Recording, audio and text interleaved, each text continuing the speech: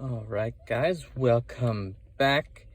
As some of you may have noticed, there's a couple changes. Firstly, there was the long break. That's easily explained with the second thing.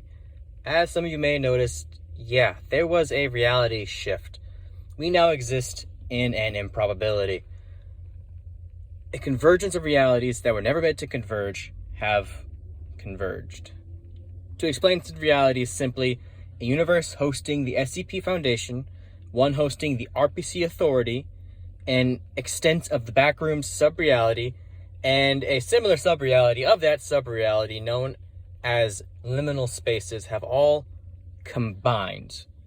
In fact, I see that change our audience today because I see some Maxwellists and a few Nalka, interesting to see you guys in the same room, couple followers of the Church of Malthus, and even a few children of Nihil.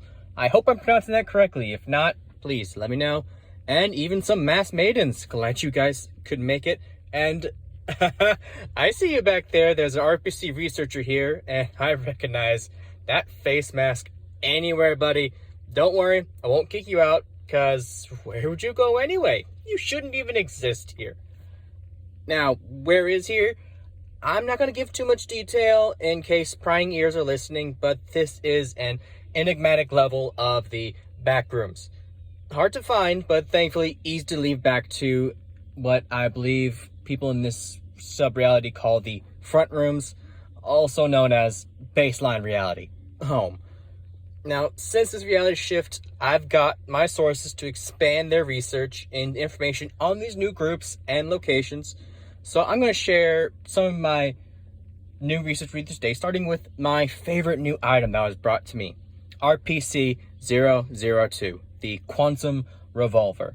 Now, RPC-002 is an 1873 Colt single-action army revolver with one chamber that has been badly damaged, despite this item's self-replicating and repairing property.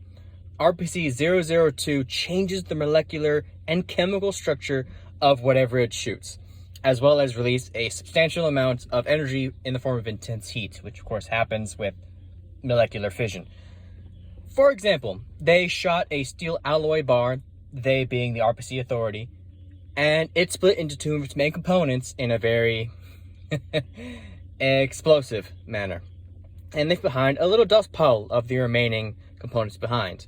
I have a note here that they do not test on organic matter, as the one time they did it, both the CSD, their disposable employees, I guess I could say, violently exploded, and the agent wielding the gun was also badly injured. So they don't do organic testing anymore. Interesting effect of RPC-002 is its memory altercation. No one is able to remember which chamber was last fired and which one is currently loaded. Yet, at the same time, there is a subconscious block from purposely firing the broken chamber. No one's quite sure how this works, but being an organization that tests anomalies, captures them, they're of course going to see what happens when you shoot the damaged chamber using, and this is brilliant, these professionals, Russian roulette. So they loaded it up, spun it randomly, attached it to a machine, and fired. This led to the absolute destruction of the site as a whole, as well as everyone dying in what can only be described as an anomalous wave of gunfire. Yeah, this is one I definitely want to get my hands on, but it's not going to happen.